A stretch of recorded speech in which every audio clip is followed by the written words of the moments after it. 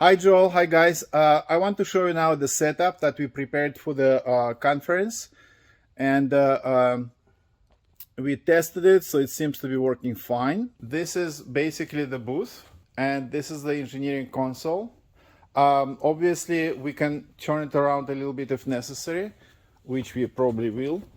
Now inside, you see we have, just for the testing, different sides of microphones. So first of all, the room is divided into 3 sections.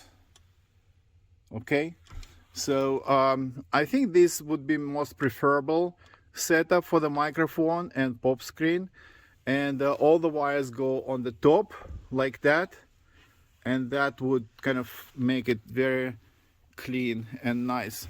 The microphone, the headphones, we're gonna put on the corner, on the hook, which I still have to design the proper hook for that, but basically that's what it is. And this option does with the stand, microphone stand, but yeah, I think the hook up on the top was going to be the best, and that's the way to go. Then we have these 2 screens, and on the top where the animation screen is, and the bottom where the script goes.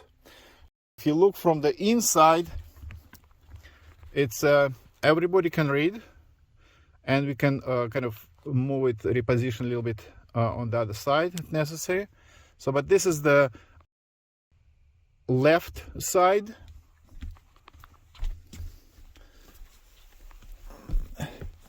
This is the center side,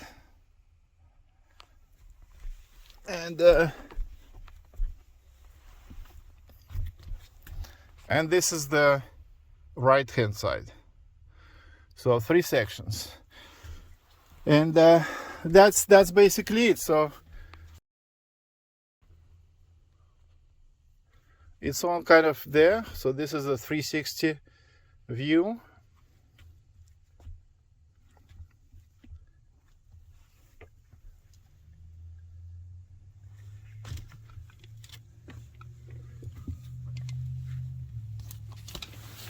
And then, we can just zip them up. Now Brian's going to tell you more technical details about how the actual recording setup is going to be. Go ahead. All right, thanks, Jeff. Hey guys, hope you're all doing well. Okay, so what we have going on here is basically 2 different computers feeding into the booth. For the script, we've got a dedicated script PC, as I call them, which can won't interfere with the DAW and the running effect of the running those programs on the DAW PC.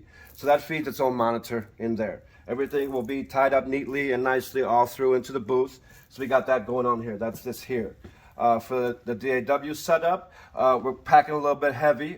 We've got the Focusrite 18i20, which is going to give us plenty of inputs there if you guys want to get freaky and do up more than 3. Whatever we want to do, we got the, if you know the 18i20, you know what that is. We're going to either be running Logic Pro or Pro Tools or potentially Cakewalk. We'll see how that goes. But anyway, I thought it was interesting here, so that it's a lot of people are home recorders and doing this stuff from home. So there we can share the screen with the video as a reference for lip sync and that kind of thing, but then they can also kind of see what the engineer is doing down here and some editing and things like that. So they kind of get a techie world, a techie view in the top monitor, which is going to be, which they can kind of watch. And that gives them a little more entertainment while something's being edited, anything like that. So hopefully they feel like they're more part of the process.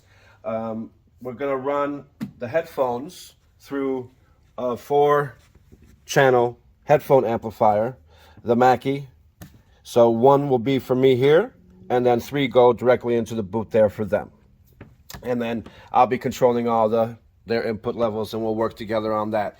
With the Focusrite, there is a talkback feature, so that's how we'll be talking to them. There's a microphone and a talkback button built right in, and that's how that we'll be communicating while the door is closed and zipped up. And that, in a nutshell, is about it, guys. And that's the script over there. Yep, we're ready to rock and roll. Okay, let's go inside. See how the voice actor would see from the inside, what they need to do. Okay, cool. So I'm the voice actor here. So all I would do is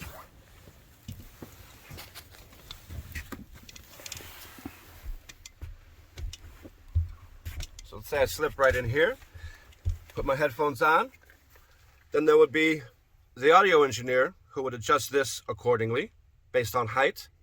And then this is already set up, ready to go. So we get them situated, teach them about proximity effect with microphones and this and that. We adjust that as need be. Then at that point, the main focus becomes looking at the screens. So as they can see, there's plenty of eye candy there with the, you know, the input levels on, and they can see what's going on if they're doing their recording stuff at home as well on the technical side. And basically then, if you look at this, so for example, this one line, Enid, all right, little capsule, help us solve our problems with a portal to the past.